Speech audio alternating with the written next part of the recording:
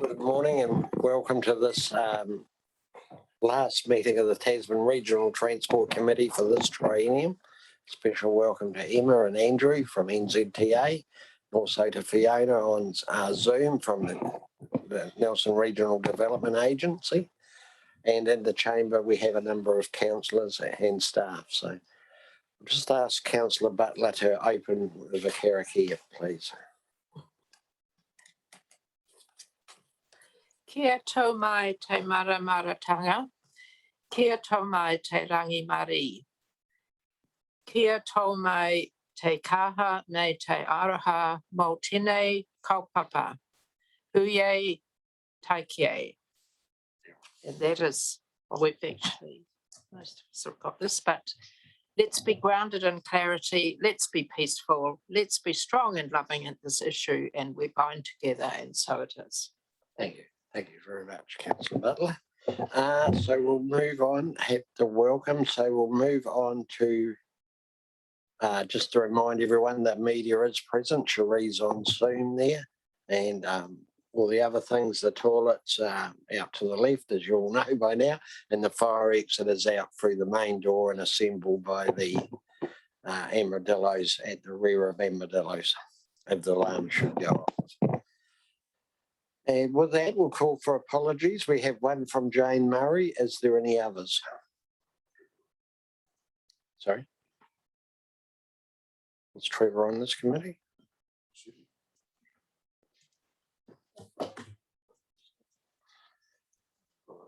No, I don't think he is. No, just the four of us actually. Yeah. So someone like to move those apologies? Move Councillor Dowler, seconded Councillor Turley. All those in favour will say aye. Against, the resolution is carried. Thank you. We have a speaker for the public forum, Mary, I believe. If you'd like to come up to the table, one of the speakers there should be going. So warm welcome. Feel free to have a seat by whichever speaker takes your fancy. I did make a copy of what I was here with. Yeah. Just get Andrew to turn the speaker on for you. Thank you. And Andrew. Yeah, Yeah. thank you. Okay. Much appreciated.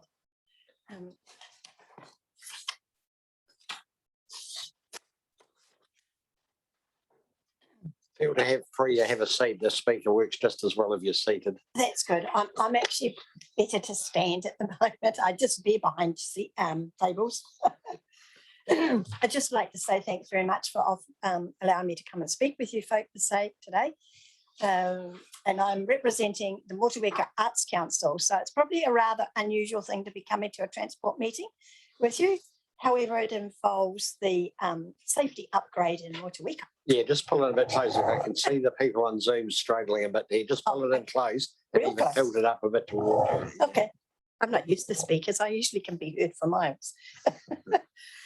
Yes, I'm a representative for the Motueka Arts Council in Motueka, and we've been involved in street art in Motueka, which was part of the pieces that were taken out of the original design in Motueka before the safety upgrade happened, and were put back in again, the seats and the rubbish bins. But we also had the removal of the bollards, which were part of the original streetscape in Motueka.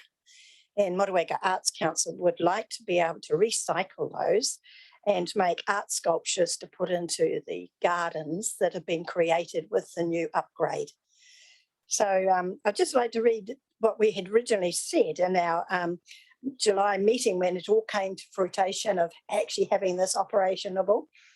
Motueka Arts Council have enthusiastically agreed at our last night's meeting to set up a project to create works of sculptural art by recycling the bollards that have been removed from the Motueka CBD. That would be then installed back into the garden areas of the Motueka CBD state. And that's what I'm here about today.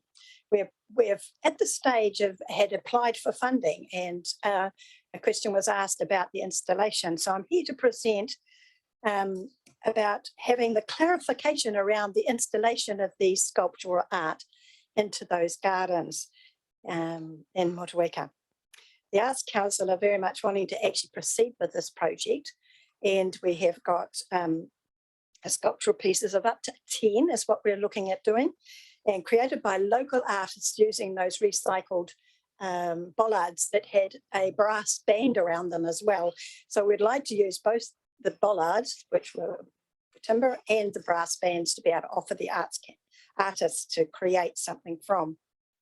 At the time of the street upgrade, there was the planning time and the discussions and the organising with Transit, TDC, Stantec and our Motueka Arts Council.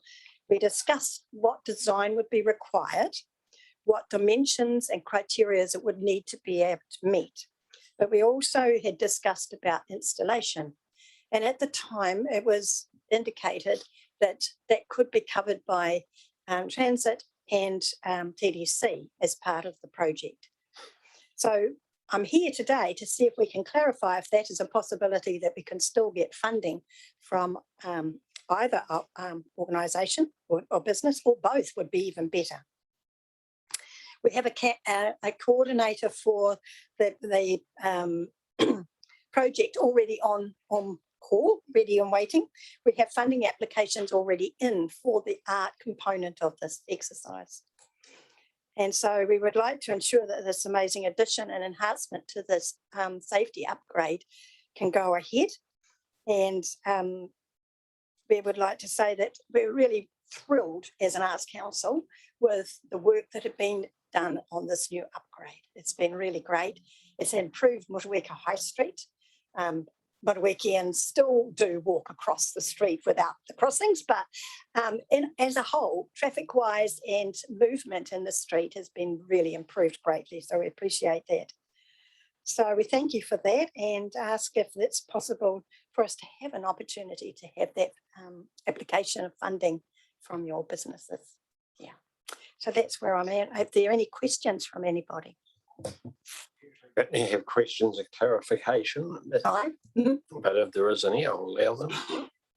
Oh, okay. Sorry. Apparently there's none. No, we'll give that matter some consideration. I really appreciate that, sir. Okay, That'd be thank you. great. Yeah, thank you for your time and being able to come and speak. Appreciate that. Thank you. Right. So with that, we'll move on to the next item on the agenda, which is the confirmation of minutes of the Tuesday, the 21st of June, 2022. Would someone like to move their true and correct record? Move Councillor Dowler. Do we have a seconder? Seconded Councillor Butler. All those in favour, please say aye. Aye. Against, the resolution is carried. Thank you. So then we'll move on to presentations.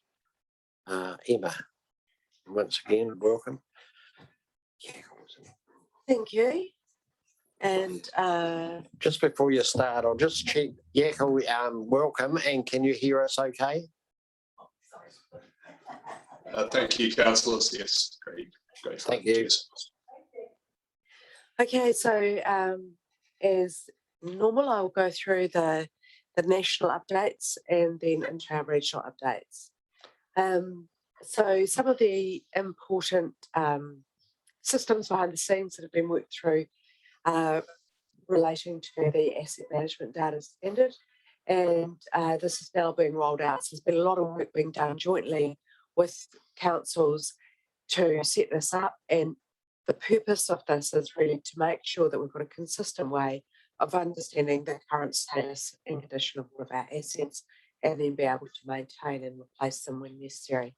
So that's starting now with all the Wellington regional councils, so both urban and rural, so that they'll test it and iron out any bugs, and then we'll roll it out right across the country. So that's a really important one, and particularly as we look at resilience and other issues which have been really highlighted in this region recently. These systems actually will help us really manage our assets better. We've also completed the update of our environmental sustainability standard, Taumata Taio, and this is really about how we ensure that our work both manages the environmental impact, but also does appropriate remediation or offsetting of that impact.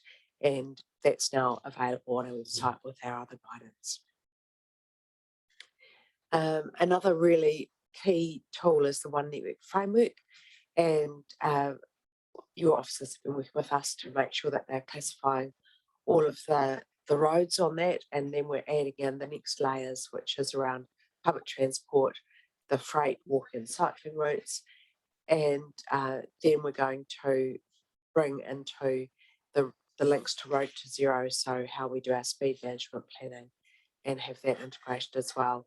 And again, this is about building a consistent framework that we use nationally, and that will help then guide how we think about things like the speed for those environments or other treatments, so that as much as possible our transport environment is self-explaining and people will get all the cues they need to know, for example, they're moving into a highly pedestrianised area, or they're moving into a school zone, and therefore all the road users are at an appropriate speed and are expecting to see more pedestrians or cyclists or whatever we would expect in those different environments.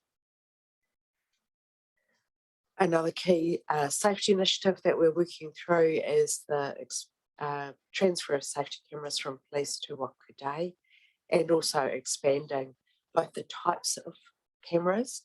So being able to use point-to-point cameras, to be able to use cameras to identify distracted drivers using mobile phones, or drivers not wearing their seatbelts, or passengers as well not wearing seatbelts. So we're trialling the distracted drivers cameras at the moment, and we're seeing consistently high numbers of drivers being picked up in that trial. So at the moment we're data gathering to enable the change to those regulations, to bring in the different types of safety cameras, but hopefully in future we'll be able to put those into use across the network. As part of that transfer process, we're also looking to significantly expand our safety camera network, and to expand the use both of signed and unsigned cameras. So in some areas we would have notices up as we do now, but in other areas they would not be identified. And what we've seen overseas, particularly in Australia, that when we have extensive networks of safety cameras, we get significant increases in safety outcomes and deaths and serious injuries on our network. So that's a big part of that.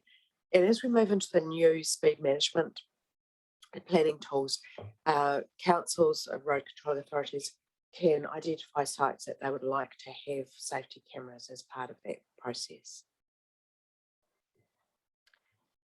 One of the other important regulatory components of what we do is driver licensing, and there's currently a program of work that we're piloting in Tairāwhiti and Te Taukara to increase the accessibility of driver licensing, and also to respond. I know this region has been one where there's been some challenges for people getting driver licenses and booking in for those testing slots.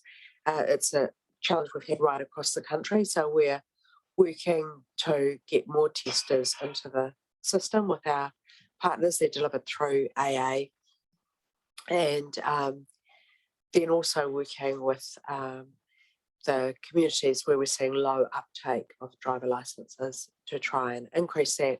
Really important tool for future employment and life outcomes generally. And so the more young people who are getting licensed, we see as a really positive thing, as well as improving safety for everyone with licensed drivers on the road. So we've got taking those pilot activities and looking to get some options for improvements through to ministers by the end of the year, and be able to make some changes next year. Coastal shipping, now this is one particularly relevant in this region. We've done our first round of investigations into options for improving coastal shipping services, And Move International is one of the ones that's looking at a route between New Plymouth and Nelson. So providing an alternative coastal shipping route between North and South Island, and enabling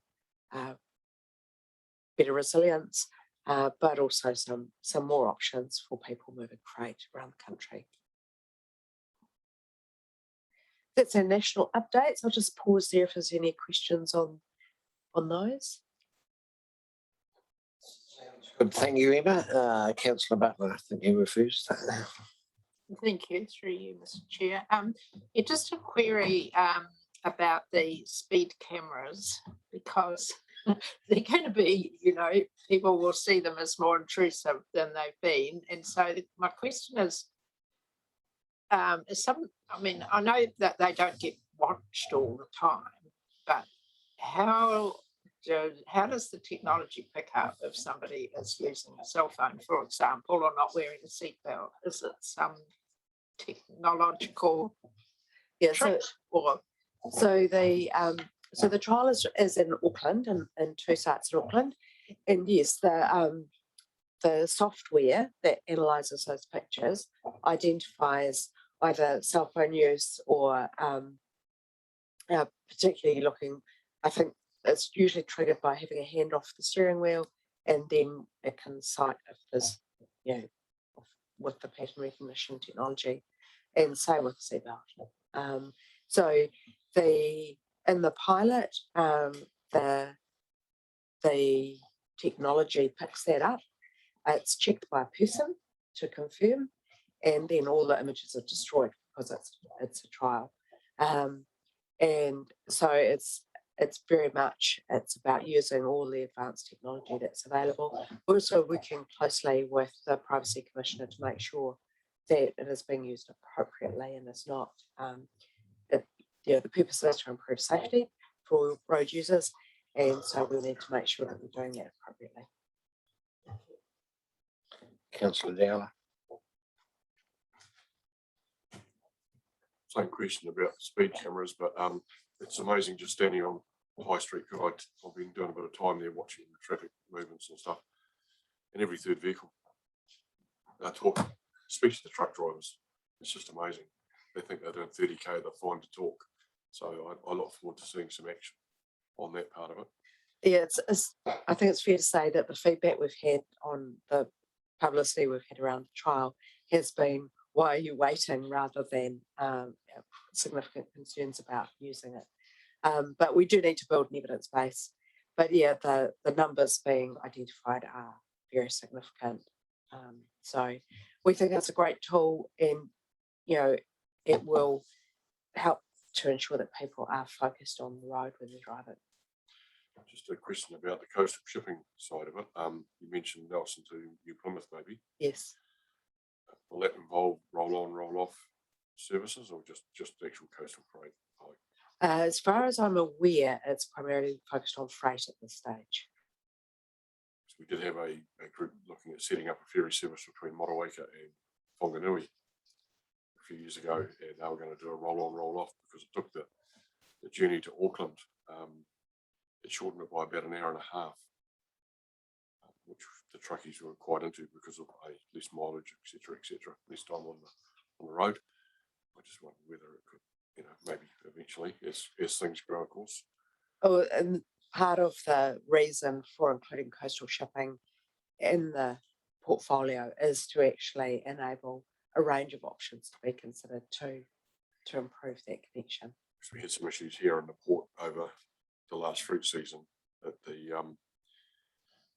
I think there were 6 pack houses in our area that actually started carting fruit to Blenheim by road, and they were sending the containers of fruit to Littleton by rail because they couldn't get it out of Nelson on the time that was required. And I already know they are looking at booking spaces now for this season because there wasn't until today. But it's more the international stuff really, which has to go out via Tauranga, I understand. So yeah, it'll be an interesting fruit season coming up. Thank you. Fiona. Sure, thank you very much. I was just really keen to hear how the timing is going on the on the new Plymouth Nelson route? Any update on that? I don't have an update on that level of detail. Our funding has been to primarily around initiating the investigations. Cool, thank you. Yeah, cool. Thank you, Emma. Yeah, likewise, quite thrilled to see the coastal shipping component of this. I think it demonstrates a far broader systems approach to the issue. So I want to celebrate that, but also just raise, I think, yeah, it's probably fair to say that we're past the point of broadening or changing the remit of the Mission to Zero program. But I'd at least be very interested to see the narrative expanded a little bit. We have a very close focus on speed reduction and the likes of driver training, all very vehicle operation centric, without much talk about the myriad of co-benefits and reasons for doing this beside immediate impact, damage reduction and impact occurrence reduction. We have the really, and this part of my celebration of the coastal shipping is the massive emissions reduction potential that presents. Same goes for reduction in speeds across our roads, but we also need to consider tertiary safety impacts, which really are to health and so forth, of the likes of air pollution, particulate from tyres and brakes, road cost reductions and so on. I'd like to see them built into the story better, and perhaps you'd comment on that. Thanks again. Emma? And I think there's like our Road to Zero, the response to the emissions reduction plan will integrate that much more closely through the next NLTP. And so we're expecting that the GPS will give us a much more specific framework around looking at the emissions reduction plan.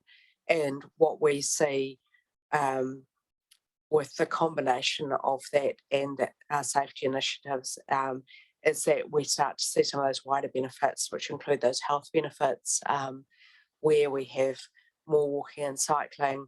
We obviously get a carbon reduction, but we also get a health benefit from that daily activity increase.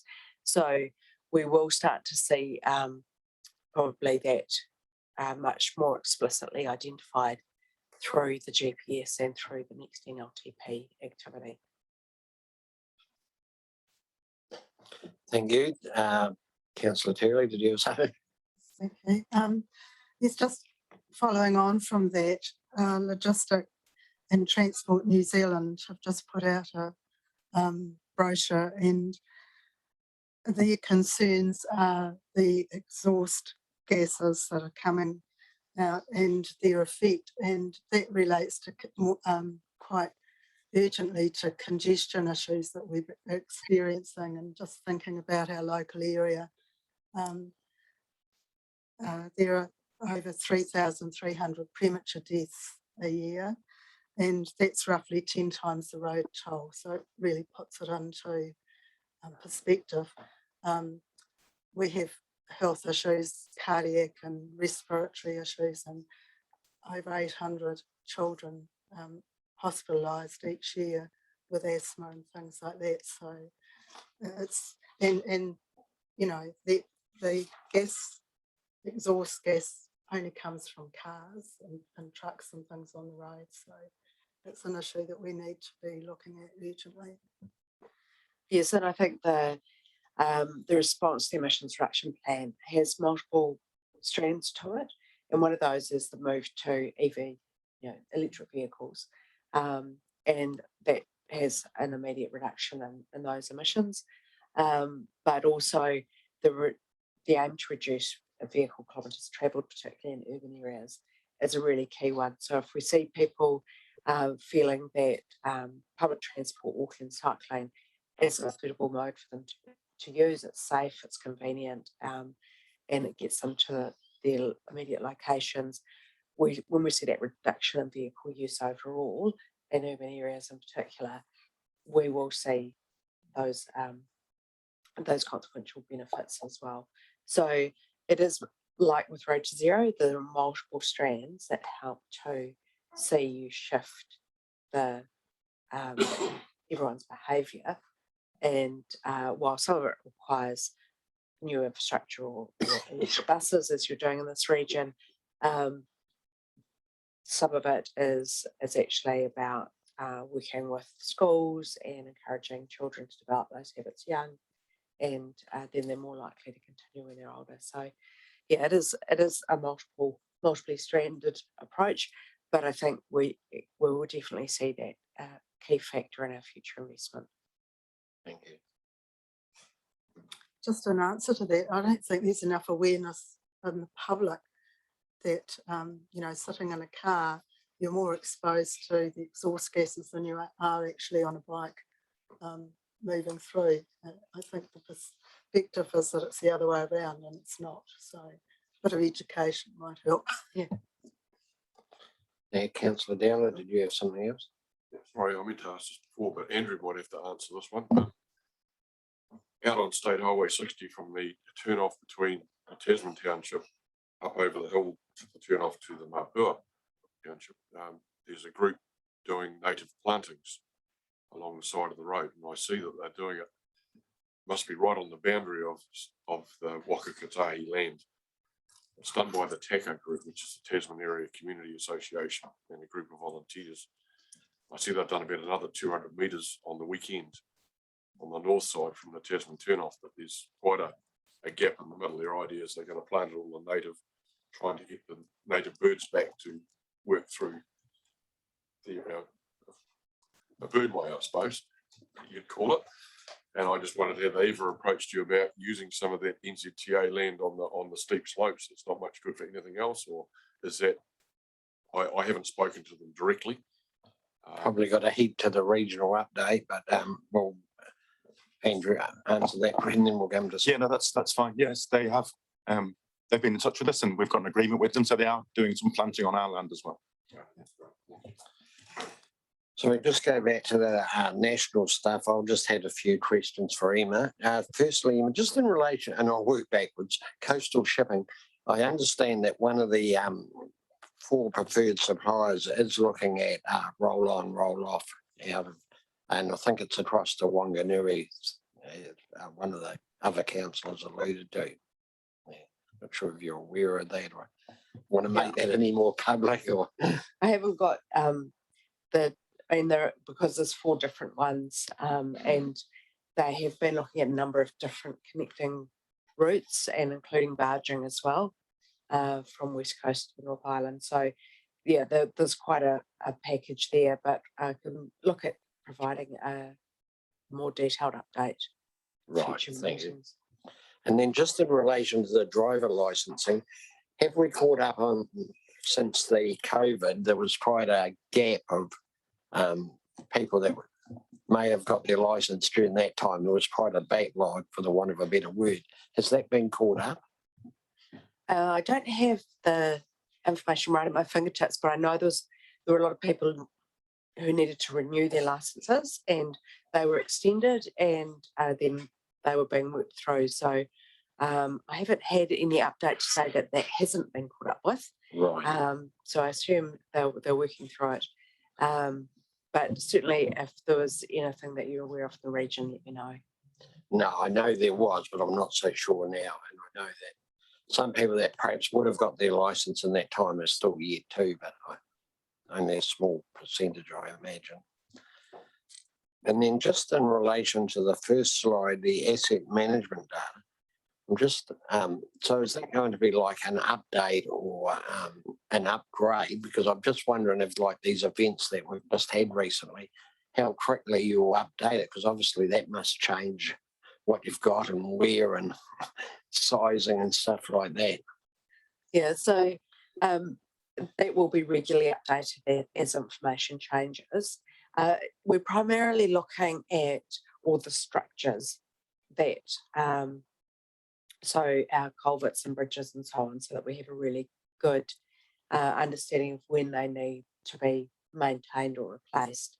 And one of the things that we've learned as we have these resilience or these events that challenge our resilience, is that, what might have been installed 40, 50, 60 years ago may no longer be sufficient for the volumes of rainwater we're experiencing, or because it changes in land use, we need to think differently. So what we will get with this is a really good understanding about current assets, and then we'll continue to have to look at, well, has something changed that we need to upgrade those sooner, or change our asset management principles or assumptions about when you change or upgrade them. Thank you. No, that's all. So I think now we can move on to the regional transport update, Emma, if you like. Tasman regional update. Okay, so starting with Muttering High Street, obviously the roundabout has been completed, and we have, as a result of the monitoring, as you're aware, identified that the pedestrian crossings weren't operating as they were designed to, and we had some safety concerns with those.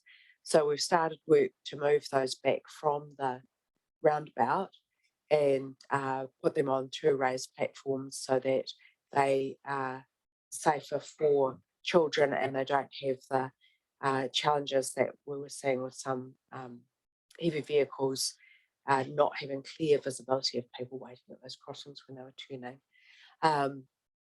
So that's one of the challenges of a new design, is sometimes they don't operate as per the assumptions when you put them in, but we're really pleased that we're able to work through with the feedback we've had from the community to come up with a solution, and we're aiming to have that all completed before Christmas. So that will ensure that the Christmas parade can operate without any further impacts from that one. Also, we've been doing continuing the work on Waitapu Bridge and having the landscape plan for that finalised. I don't know if you've all had a chance to have a look at that, but really balancing so that we have the ability for people to boaties to go there and have good parks for their trailers, people to be able to go there and picnic, go for walks, walk their dogs, and continuing to discourage any use as an overnight camping spot so that it's open for everyone who wants to use it. The big story, obviously, in the region has been a range of emergency work. So starting off with some of the impacts from February's event, and also the July rockfall at Dallas Bluff. So you can see there we've got some pictures of both the Dallas Bluff dropout and also that cliff face there. So we have all the plans and designs in place now for the dropout, and that work will be scheduled to be completed before Christmas so that we have the road back open to 2 lanes. At the same time, we're doing work to stabilise that the cliff face there. That might take a little longer, but our goal is that we'll have the road open to 2 lanes in any case, but there may be continuing works needed just to make sure we get that rock face as stable as we can do. Also, there we've got a picture of Birds Hill, and obviously we had further quite significant impact there through the August rain event, which I'll talk about a bit more. There's a bit of the historical view of Dallas Bluff. It's certainly a bit wider now. So August weather event, obviously that was very significant, but also very concentrated in specific locations. So Nelson City obviously had a major impact in their residential areas, but we also had really significant impact on State Highway 6, 60 and 63. we were really thrilled to be able to get State Highway 6 open again as soon as we could. We had a huge amount of effort and support from our local contractors here, also from our forestry people, so that we had every available piece of equipment to help get the road cleared. And to the extent that some of the people driving through were saying, I don't know what the problem was, it doesn't look as bad as they'd assumed. But there was a huge amount of work to get it to that point. And we will have some ongoing closures, which I'll talk about in a minute. 63 again, quite a significant amount of work needed there to get that repair in place. And because we were able to get 6 open relatively quickly, we took the extra time to really make sure we had that 63 repair, a fully resilient repair, rather than getting it open faster. There was obviously some further damage at Dellos, and we saw some of the sites that we have ongoing monitoring on Takaka Hill, where we have some ongoing movement that we manage rather than try and retain every single section.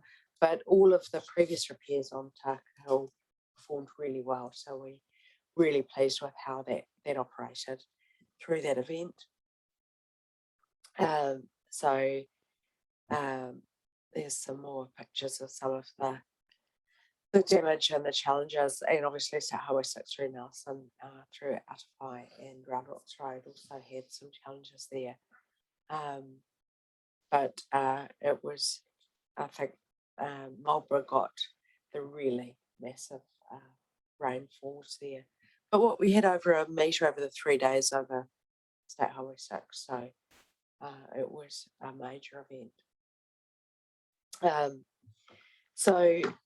Road closures, we've got quite a lot coming up, and one of the things that you're going to start to see more happening over some of these really narrow and windy parts of the network is that we'll be doing full closures to do that work. And we've already started doing that on Takaka Hill, and it's been really effective. And once we get everyone into the pattern of those, we've found in other regions that they work really well. We get a lot more work completed because the road is fully closed, and we're able to do it much faster than when you've got stop-go operating. And where they're narrow and windy, we really don't have the space to get the buffer zone between the moving traffic and the workers. So we've got Takaka Hill coming up through October, and then again later in summer. Ruby Bay Bypass Reseal, so that will be just one direction at a time. State Highway 6, Whakatu Drive deviation, again, relatively minor, fixing some of the seal tie-ins at each end. And then a November closure on Whakatu Drive Nelson section. The Whangamoas will have the emergency works.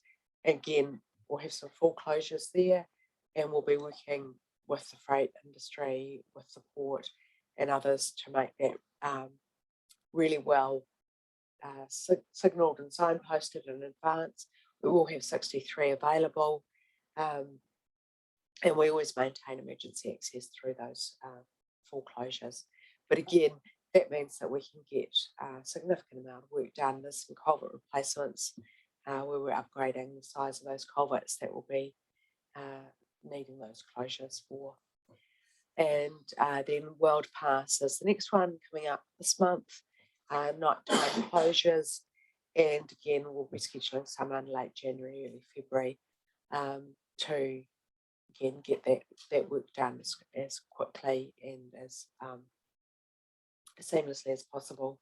And that means we can also integrate other work that we need to do, vegetation clearing and other things at the same time. And just a couple of the low cost, low risk, continuing to look at the rural bus stop safety on State Highway 60 and looking at some of the walking and cycling improvements including that shoulder widening on 60 and Whakatū Drive shared path, where we're investigating what we can do to improve that shared path so that we can get it into the current construction season. Thank you. Fiona, you've got your hand up already. If I may, thank you so much for that. It was just fantastic to see how quickly those roads were opened after the damage, and it was such a relief. I know how quickly Birdshill particularly opened, but yeah, I think there was a lot of relief when people were originally not knowing how long.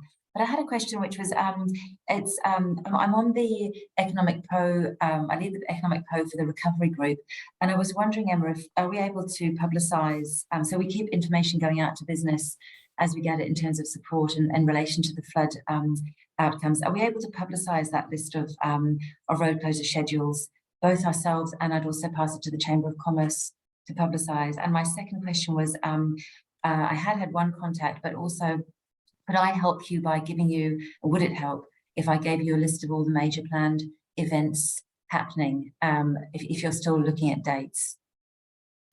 Absolutely. Yeah, if you just get in touch with me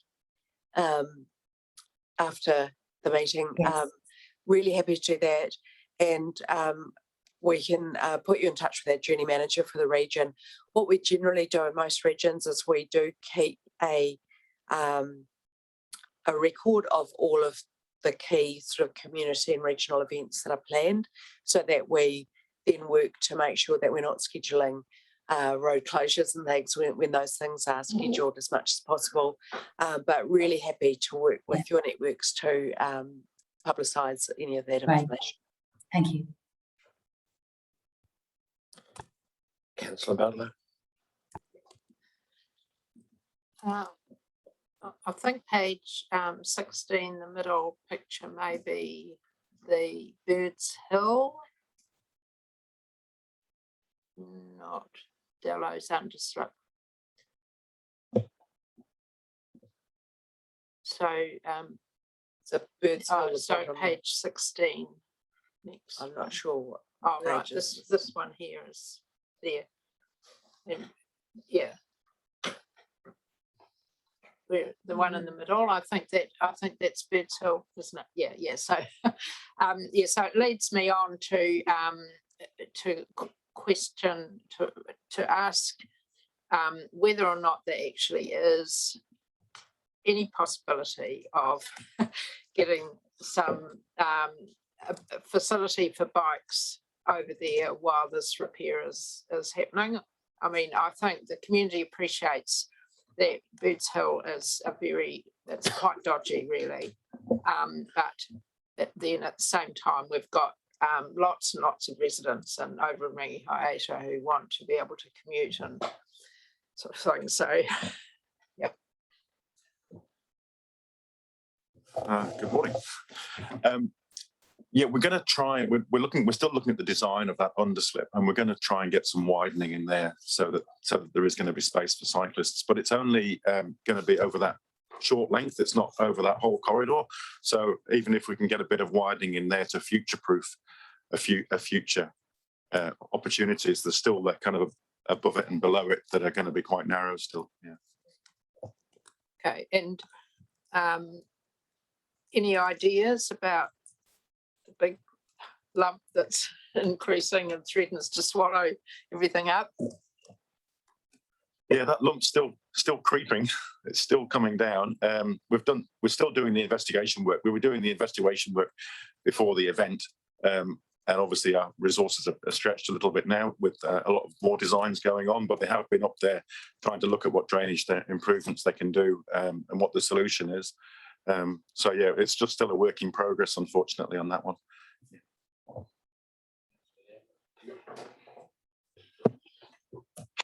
My favourite roundabout. Sorry about this, guys, but your improvements are going to be great. But I don't want to be hopefully sitting here in 6 months' time saying I told you so, that you've got to go back and do some more. I agree with the ones on the side street being shifted out as far as they are. The one on the south side of the roundabout, close to being okay, but I have a big concern on the one on the north side.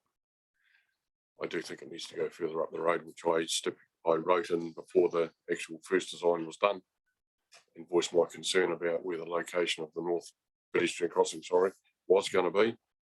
They're shifting it up slightly, which is now going into the start of the approach into the BP, Repco, etc.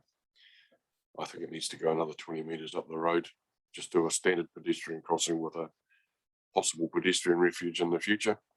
It takes you completely out of that zone. And when people cross that road, they're either pedestrians. I've sat there and watched them because I am the clock there. Yeah. So I go and sit there and watch. And they walk down the footpath, they cross the road, they're either going to the liquor store, Repco, or the coffee shop. There's no, on King Edward Street, on the north side, it's a grass footpath, so no one crosses the road to walk up that side of the road of King Edward Street. They actually cross King Edward Street and then walk down the sealed side on the other side of the road. So it doesn't really matter where that pedestrian crossing turns up. There's a couple of people with sight impairment at the moment, white cones, and they're walking down to the pedestrian crossing, and then walking back up and into the coffee shop. It's just, I'm just watching what's going on. Other people are just chancing their arm and crossing at the BP. They just walk across, stand in the middle of the road and let everybody go backwards and forwards behind them. It is a concern for me, and the raising of the crossings, that has to happen, I think, but I am concerned that we've got the heavy trucks using Parr Street and Motueka more and more, and with the tactile surface in the middle going to be sorted out, I understand. Yeah. Hopefully it will bring some of the trucks back and be turning at the roundabout. I just I'm worried about if the raising is too steep, etc., to try and slow the traffic speed down, it might put them off as well. They seem to look for every excuse to get out of there. So yeah, I went to a Rotary meeting the other week as part of our Vote For Me situation. And one of the old fellas there, he's an 80-year-old born and bred Motueka person, and he lives down Old Wharf Road, and his comment to me was that when that roundabout was put in, they put these stupid lines around with these lumps and bumps, and I go around that corner against the curb, he said, it just about shakes my teeth out. And I said to him, well, hang on a minute, there's a pedestrian crossing there. What happens if someone's walking on that? A bloody pedestrian crossing shouldn't be there. I'm allowed to go around there at any speed I like. I have done for all my life so far. And I'm thinking, geez, this is the mentality of some people that we're dealing with, and that's why I raised the safety concerns. I'm just so worried that someone's going to get hit. And I know Andrew's been dealing with some people that I've directed to him, and they're very happy with your responses so far to date, and they're looking forward to seeing the improvements that are going to happen. I just hope we're going far enough to get it right. That's that comment. So I'll put that to bed now. I've done my bit on that one. Well, hang on, did anyone want to comment on that? And we certainly on the approaches, we are going back 20 metres on the state highway to provide that level of distance. And it's that balance between, you're talking about the desire lines of where people are actually going from and to, is generally speaking close to an intersection, but also close to local amenities and shops and so on. So that 20 metres should be a good balance, and also then provides that distance between the crossing and a greater visual clarity about the actual crossing itself. So that is designed to do that. In terms of the gradient and approach to those crossings, they will be specifically designed for a safe 30k speed. And there's been a lot of work on those crossing approaches. We've put them in place through State Highway 2 and the Wairarapa, through the towns there. We're rolling out about 20 of them. And we certainly had really good feedback from the new designs that we're using there. Look, I hope it works, I really do, but I just do have that concern in the back of my mind. Number two, the phasing of the traffic lights at the Tudor Street intersection. The northbound traffic absolutely works awesome. The green light goes, the right turn arrow goes, that clears the right turning lane off, and the straight ahead stuff. The southbound stuff, if someone and hits a pedestrian crossing on the east side of the road, it puts leaves the left turn arrow on red, which actually stops the whole southbound lane from moving until the pedestrian crossing is clear. Then that arrow disappears and the straight ahead traffic just trundles off. On Friday last week, I think I was in town for some reason, and I was standing on the corner there watching what was going on. And at one stage there, the traffic was backed up right past Wallace Street, waiting for that arrow to go green or disappear so that the southbound traffic and the phasing only let 4 vehicles through twice. So that queue never really disappeared straight away. It did disappear after a couple of 3 minutes on the next lots, but it just seems to be, I don't know whether. Is there only one lane southbound there? Yeah, That's the we issue. got that something great ugly tree that we never got rid of, which would have given us a left Probably turning not enough lane, room. yeah, no, it's just that's the only thing I can see. The northbound is absolutely working perfect. Just that southbound, it just causes a little bit of a bottleneck. Yeah, we can certainly get our team to have a look at that. So traffic light phasing is something that we can adjust, and it's actually fascinating what happens. So the traffic lights themselves have sensors that will start to show up if we're getting uneven movement happening, and so sometimes what we can do is a manual override remotely from our traffic operations centre. But if it's regularly happening, we can have a look at that phasing and just balance the pedestrian timing when there's more traffic flowing through. And my last comment on the State Highway 60 upgrade, I'd really like you guys, if we could, to look at taking that bus stop outside the service station, Celtic service station it is now. It's not used by any buses. Every time we go into town, even the Kiwi Experience buses using the council bus stop down on Wallace Street now. Now it's come back to town. It's not using that one on the main street anymore, mainly because of the free Wi-Fi, I think, in the council library. But yeah, and that would allow a possible turning lane into the service station / bottle store area, which if someone stops to turn right there at the moment, they can actually back the traffic up, the southbound traffic as well. It would just be an outlet there. So that's that side of it done. Just a question that you mentioned there before, and I see it's in writing, the State Highway 60 Ruby Bay bypass. I know you're going to reseal the road, and my understanding was that you're actually going to close both lanes and just get on with it for a week and make everybody divert around the Muttering Highway. But I see that you're possibly going to do one side at a time. It's one side at a time now, isn't it? Yeah, I'm not over the details, to be honest with you. Yeah. I'm not sure, yeah, they're still working through. No, that's fine. No, it's cool. It's just, I just get clarification on that one. Yeah, thank you very much. Councillor Turley.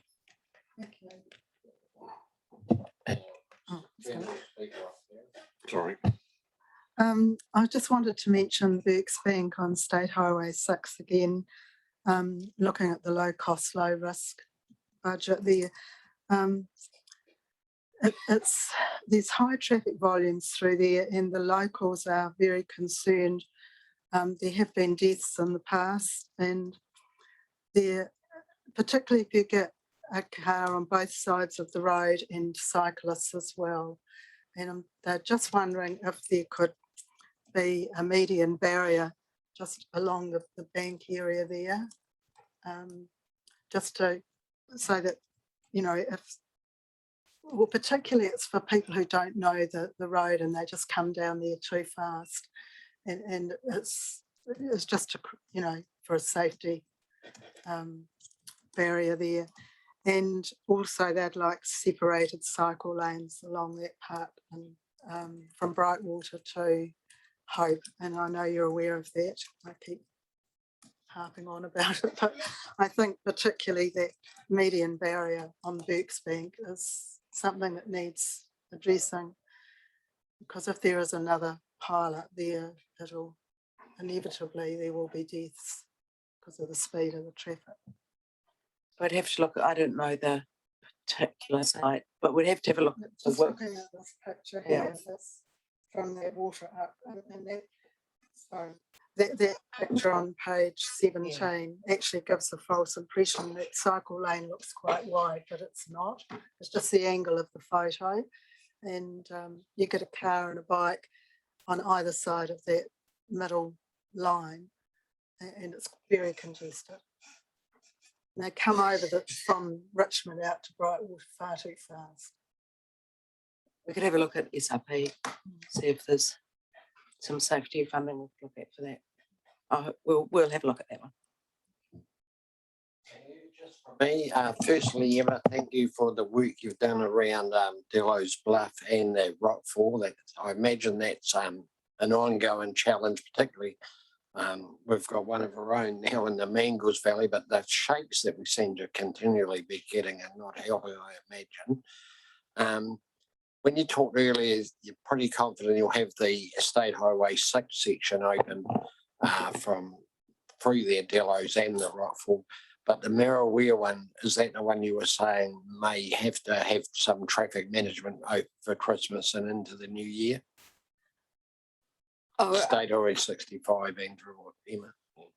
so what I mentioned with State Highway 6 through Delos Bluff is that while we're aiming to get it open to 2 lanes, we might still have to do more work on Delos Bluff. So we just don't know 100% when we'll be doing all of that, when it will be completed.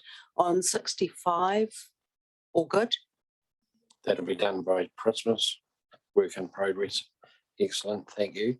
And then just with the State Highway 60 Wangamoa's emergency work full closure, is that likely to be multiple days and divert all the traffic around through 63?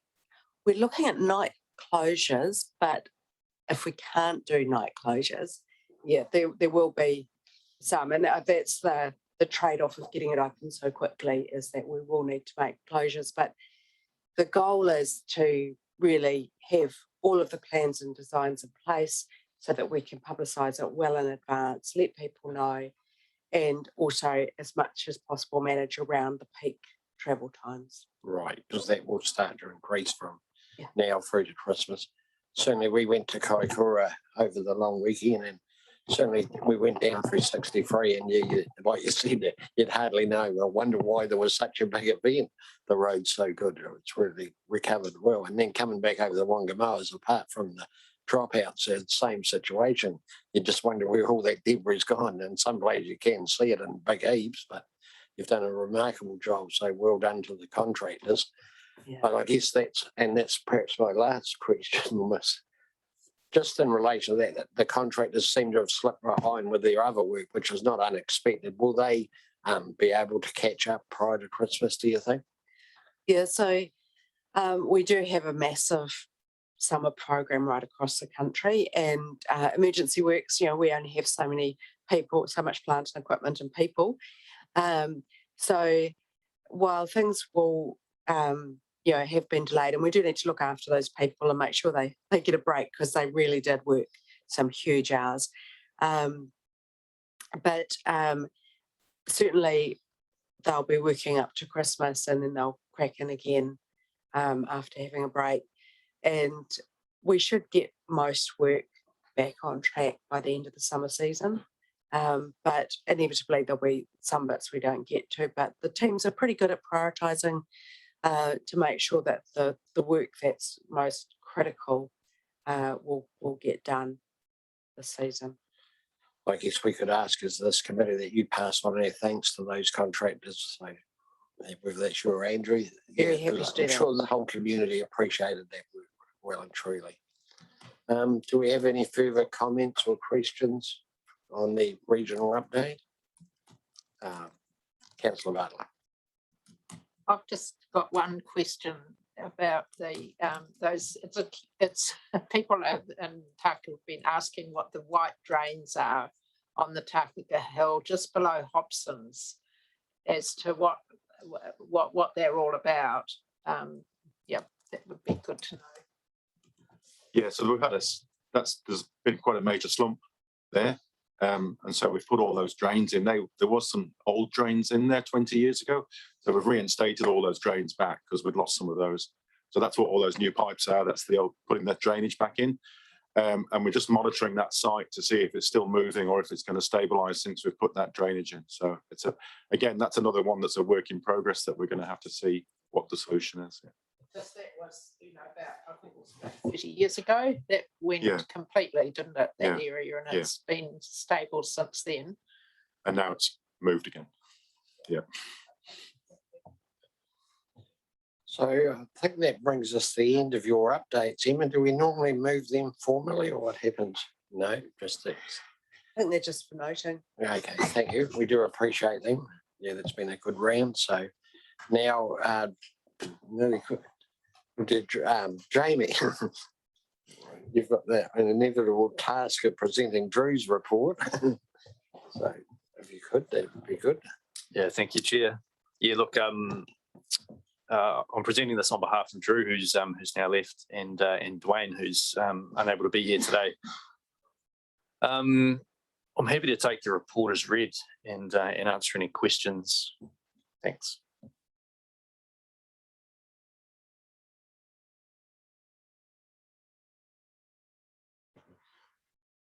Thank you. Under the topic on number 3, public transport, doesn't refer specifically to gold. Oh, yes, somewhere it does, and to that the community trust voluntary driver option is not suitable for Golden Bay. The situation is that the Golden Bay coach lines, who were providing the service for a long time, apparently they are going to wind up again. And so if there could be some kind of joint arrangement providing public transport as well as commercial for the one service, then maybe we could have a look at that, see what's possible. Yeah, through Mr. Chair. I mean, this has been looked at a couple of times by staff, and they've provided responses previously on the difficulty of trying to come up with an arrangement that works, particularly within the bounds of the regional public transport plan, and then the funding that we get, which is co-funded by Waka Kotahi. So as it stands, we wouldn't be able to use the Waka Kotahi co-funding for any special arrangement over in Golden Bay. It just doesn't meet the criteria. That does leave the council with an option of contributing just its own money towards such an arrangement if it was to be considered a good use of money. So I don't have really much more answers to give right now, other than that perhaps another look at it through a different lens, without worrying about the Waka Kotahi funding is worthwhile. I mean, we do need to be just careful with our use, I guess, of our public transport funding. With this new bus service starting up, there are a lot of assumptions that go in around what the revenue will be, what the patronage will be, and if you wanted to be conservative about it, it might be a better idea just to not overcommit ourselves, and because in the terms of the priorities for investment, we should invest first in the services that we've agreed with our community through the regional public transport plan before investing in other things. So that's just a comment. Yeah, thank you. My understanding is that this existing commercial service that's starting up again, which stopped because of COVID, is my understanding is that it is self-sustaining in the tourist season. That's what I understand, but maybe we need to sort of do a bit more investigation and see, you know, what the possibilities are. Thank you. Jacob? Yeah, thank you. I just wanted to briefly celebrate the transport contract award and the electric fleet that we can have arriving. I want to celebrate the Streets for People funding and the amazing work that Drew and Claire have done in their time. I'm curious, I have a number of questions, maybe I'll ask them in turn. First of all, with regards to Drew and Claire's departure, will this affect planned work directly, or is it only affecting the future planning exercises that are being undertaken at the moment? For example, will this directly affect the implementation of the walking and cycling strategy, Streets for People planned projects and public transport infrastructure? Jamie, that's a good question through you, Mr. Chair. It's not going to delay the implementation of some key, you know, projects that have now been through the planning phase and in the implementation phase. So our operational teams will be delivering the Streets for People project, upgrading bus shelters and bus stops in advance of the new services. So we've already got those in hand, but it will impact, I think we've noted in our report, sort of other critical planning exercises like the speed management plan. So we are obviously hoping to fill those positions as soon as possible, because, you know, we've got some real momentum and some really good work that's been done, and we need to keep building on that. So yeah, it's a big challenge for the team that we have here, and yeah, we'll just remain optimistic. Yeah, good attitude, Jamie. Thank you. You mentioned further down in the report that as a result, with regards to environmental planning, point 6.2, as a result of consultation with the community, staff have developed a model for estimated likely future greenhouse gas emissions within the region. And that further, 6.3, that work showed that there were going to be challenges in reduction. I'm curious, one, is there any way that we can access or gain an understanding of that modelling that was undertaken? And two, I wonder how that's planned to come to bear on the speed management plan, for example. It seems to me that the models of transport use and projection would be of great interest in reflecting on what effect speed reduction across the region could have in a positive sense on greenhouse gas emissions. Could you comment? Through the chair, I'll talk to the FDS team about the opportunities to share the modelling that was done. I don't think it was refined enough to reflect things like the speed management plan. It was certainly more global about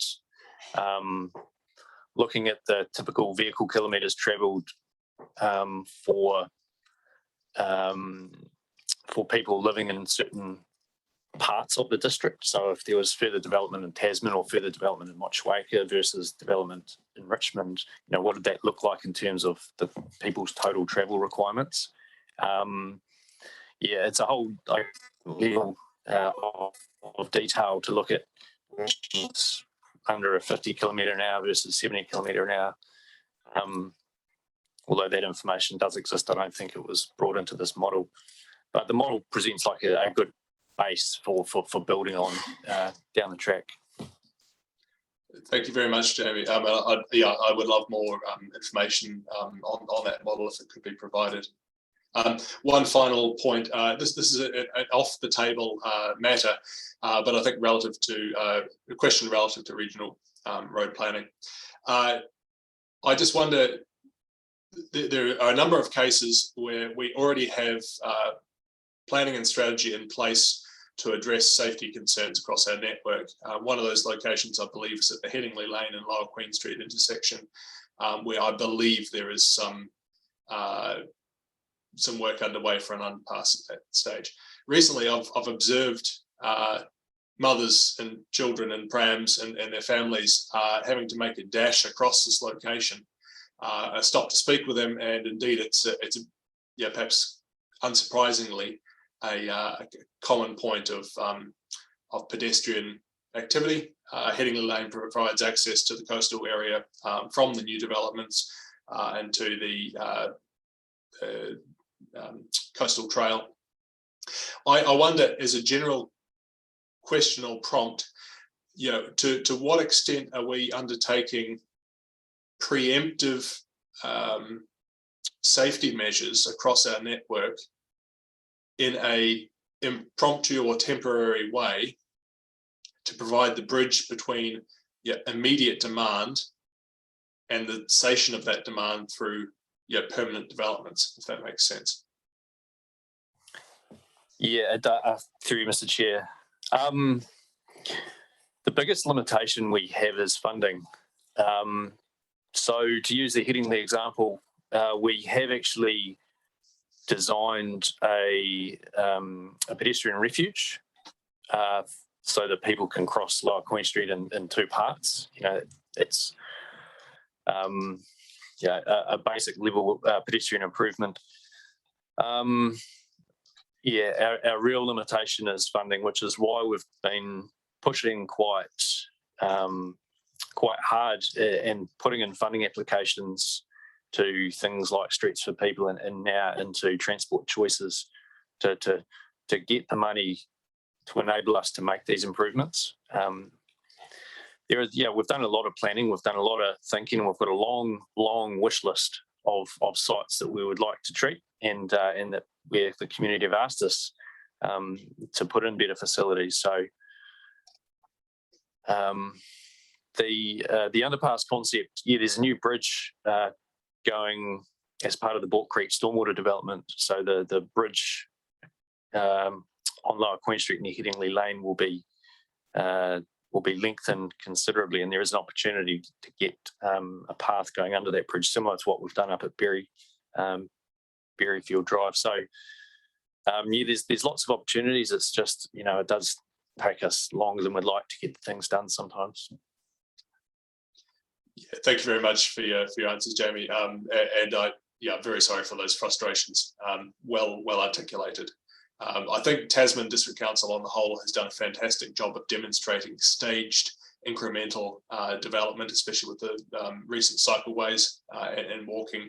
I would only encourage us to keep considering that style of approach to user safety. Once again, thanks. Good on you. Councillor Cheatley. I was just wondering, perhaps, Jamie, if you could tease out the Transport Choices Fund. I'm thinking that if we had the separated cycleways from Brightwater to Richmond, it would mean that there were a lot less vehicles coming in to Richmond, so it would be an advantage there. Could it be used for that type of project or not? Through Mr. Chair, Wakagotahi and the team there involved in working with us on our Transport Choices applications were quite adamant that the focus is on urban areas first. So for now, we can't really use that funding for pushing out, to join our outer urban areas into the larger urban areas. So it's all about mode shift in urban areas. So, our aspirations are still there. It's just a case of starting somewhere and building it out. So perhaps down the track, this is the current Transport Choices application is through till July 2024. We're really hoping that funding will be committed for the 24 to 27 period and so on and so forth. So our planning work will hopefully be able to be delivered. Have you got your hand up again, have you? Yeah, just in support of the current theme at the table, Yeah, addressing Jamie, yeah, I wonder if a further case can be made specifically because in the Nelson region we have effectively a great number of dormitory towns and suburbs and a great deal of vehicle kilometres travelled as people come to work centrally. That has a direct and strong impact on the accessibility of mode of active modes within the central city, within the urban area, through its impacts on safety, and those vehicles on the road, yeah, or conversely, the removal of them by the provision of these two region to outlying areas cycleways would free up. Yeah, free up a great deal of road shift in the urban area, and therefore directly. Yeah, I think I made my point. I wonder if there's more to be explored there and taking a slightly broader view of the matter. Yeah, I mean, there is, we do go back for Brightwater and Wakefield. There is the Great Taste Trail, which provides some less direct service. I mean, this is a good illustration of how directness is important and giving walking and cycling, yeah, people choosing that mode as direct a route as possible. But for now, the greatest opportunities still exist within our larger urban areas in terms of bang for buck, and that's what the government's trying to achieve, and that's what we're trying to achieve too. So, Jamie, if I could just follow on there. So, certainly the walking and cycling strategy and the Streets for People program will enable us to get that operating a lot quicker than previously, won't it? Yeah, that's absolutely what it is. It's all about accelerating these projects, and we're so thankful to the government and to Waka Kotahi for coming through with this funding. If the council was to try and do this through our regular funding means or through what limited funding is normally available, we'd almost never be able to make the type of progress that we need to make to get emissions down and vehicle kilometre travel down. So yeah, and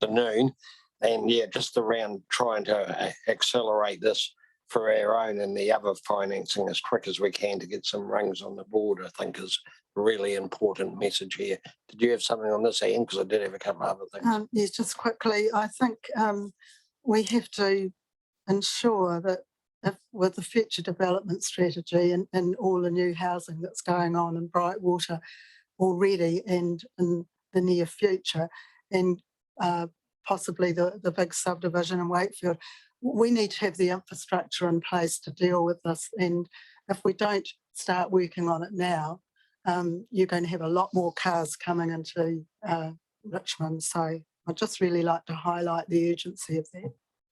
Thank you. And then, Jamie, just the other things from myself was in relation to the bus funding and the infrastructure particularly. I imagine some of that's going to take a little bit of a low lead-in time. So will you be starting work on that in this calendar year or early next year? Yeah, so we've already completed some work. For example, the Wensley Road bus shelter.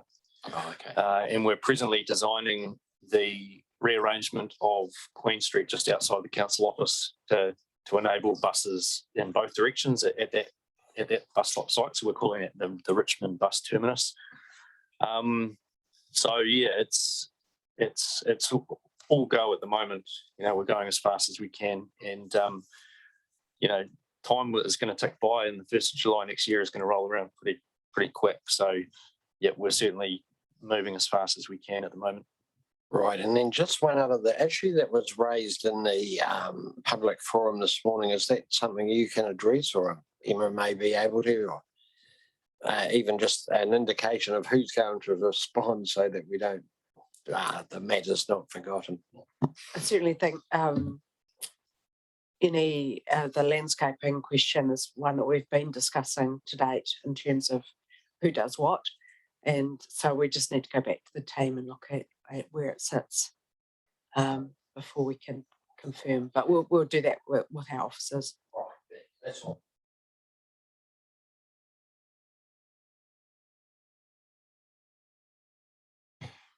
Yeah, I think from memory it was about 2015. I got called to a meeting in Nelson. That was the seed for the bus route out to Brightwater, Wakefield, and Motueka.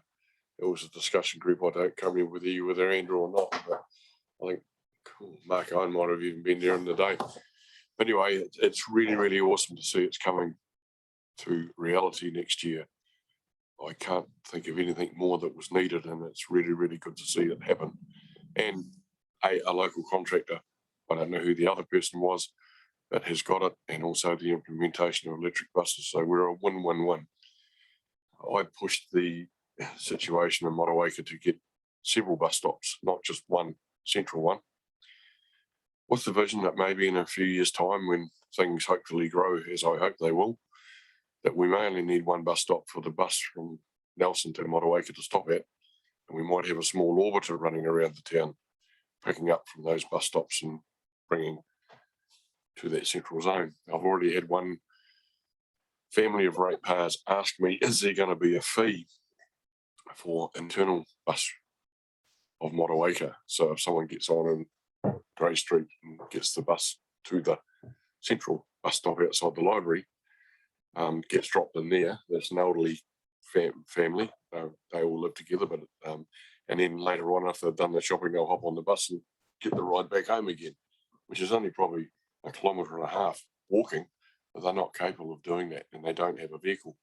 So I said I'd find out. So that was the email I sent to Drew last week, whether there'll be something, but I don't need it answered today. I've been working with the concept of a major cycle stand at the library one, and Drew Bryant was working on that, and I put him onto a source who does the cycle shelters, etc. So maybe that may come as part of the library landscaping as well. We can make it work, but really, really wrapped that we've got to the stage, and thank you Wakatahi and TDC and Nelson City for doing what we did, and I just hope that people use it. I do agree walking and cycling between the towns are great, but for goodness sake, let's get the bus service operating first and get it paying for itself before we worry about not the fluffy stuff, but we're providing a service which is going to be exceptional, I think, and we need to make that work. Thank you. Jamie, did you want to respond to anything? I will. The fares, we're really working hard to keep the fares as low as possible. But the way the fare structure is looking at the moment, it's kind of showing under 3.2. Travel within a zone is a $2 fare. So if you're traveling, within Motueka or between Tasman and Motueka, it will be a $2 fee. But obviously, if you're a Super Gold card holder, then it's free off peak anyway. So that tends to be off peak hours are the popular ones of the Super Gold card holders, because they don't have to pay anything. But if you're only paying $6 for a trip from Motueka into Nelson, that's pretty competitive. Yeah, well, some of you may have noticed there was a photo of myself and some others in the paper, which was today or yesterday. Must have been yesterday. But one thing we did learn from that was that the bus operators are really enthusiastic about this, and think that'll be a real benefit to the community.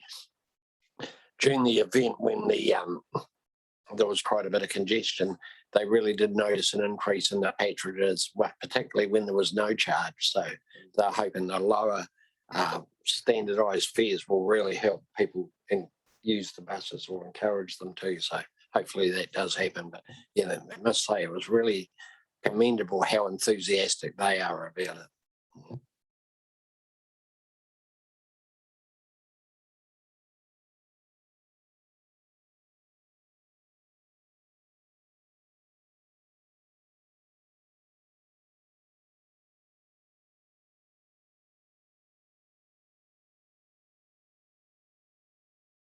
One thing, with the speed management plan being held up because of the resignation of Drew and Claire, Can we collaborate with the local traffic officers? Would that be another way to keep this moving along?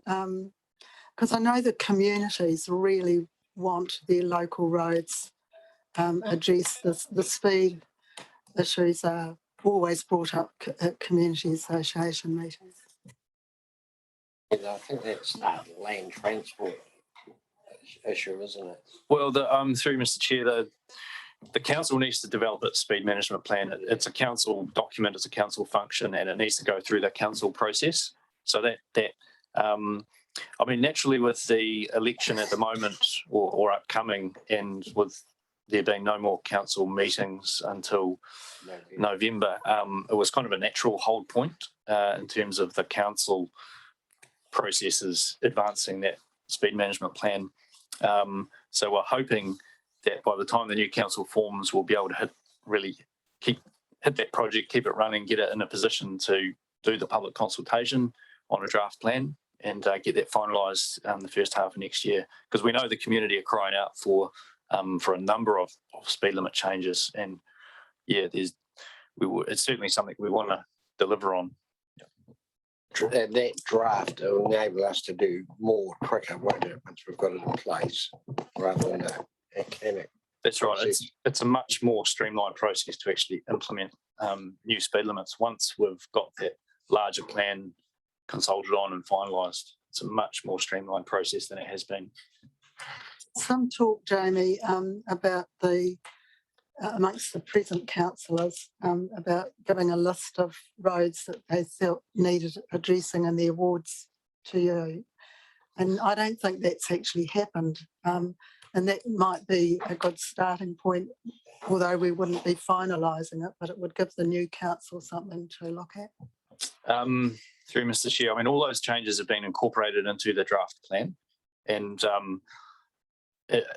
I think the advice staff have given previously is it wouldn't make sense to take staff resources off doing the bigger plan just to deliver some smaller localised changes. So we've got the same lack of staff resource just at the moment as we've always had. So the bigger prize is the bigger speed management plan, and if we put that down to progress some other sort of incremental changes, that's not going to give us as good a result overall. I hope that makes sense. I was talking more about a list rather than the process. Yep. Yeah, we've received that list, and thanks for the input. And that's been incorporated in the maps that show what the future speed limits should look like. Right. With that, would someone like to move the draft resolution that the Tasman Regional Transport Committee receives the Transport Planning Update Report RTRT C2209-2? Councillor Dowler, seconded Emma. All those in favour, please say aye. Against, resolution is carried. With that, Councillor Butler, would you like to do the closing karakia?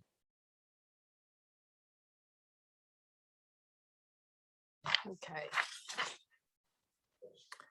Kia hora te marino, kia whakapapa punamu te moana, aroha atu, aroha mai, tēnā tātou, tēnā tātou, tēnā tātou katoa. Thank you, everyone.